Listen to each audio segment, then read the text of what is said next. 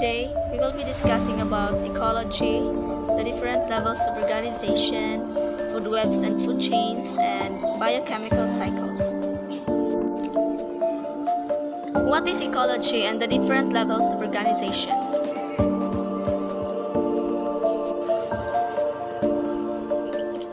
Ecology is the study of the relationships between living organisms, including humans and their physical environment. The different levels of organizations include organism, population, community, ecosystem, and biosphere. What make up an ecosystem? An ecosystem is a geographic area where plants, animals, and other organisms, as well as weather and landscape, work together to form a bubble of life. Ecosystems contain biotic or living parts as well as abiotic factors or non-living parts.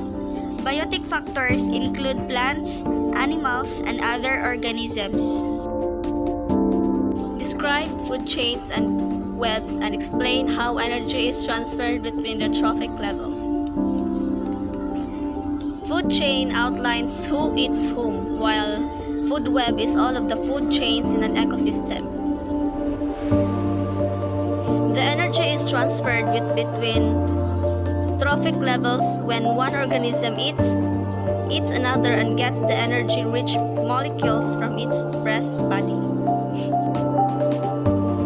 Next is explain the importance of ecosystem to organism. Importance of ecosystem: it provides habitat to wild plants and animals.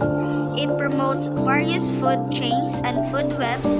It controls essential ecological process and promotes lives. Next, describe each of the biochemical cycles and its importance in the ecosystem. Biochemical cycles include water cycle, carbon cycle, nitrogen cycle, and oxygen cycle.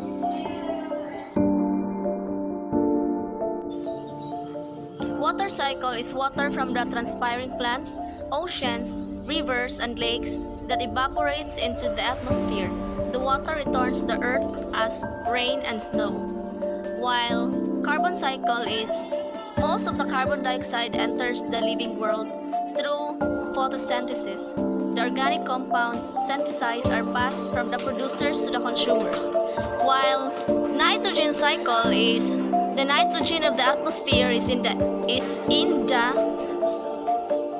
elemental form and cannot be used as such by living organisms. Nitrogen is continuously entering into the air by the action of the nitrifying bacteria and returning to the cycles through the action of lightning and electrification. Lastly, the oxygen cycle, required for respiration in plants and animals, that enters the body directly from the surrounding medium. It returns to the surroundings in the form of carbon dioxide or water. Next is identify and explain the causes and harmful effects that disrupt the ecosystem and the biochemical cycles. Causes of disruptions such as volcanoes, floods, or fires can affect which species will thrive in an environment.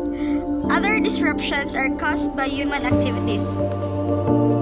The effects of the disruptions has the potential to cause significant health impacts from a range of exposures, including increased runoff and water turbidity, forest fires, and loss of ecosystem services. What environmental conservation practices that you should do as a student in contributing environmental protection and preservation?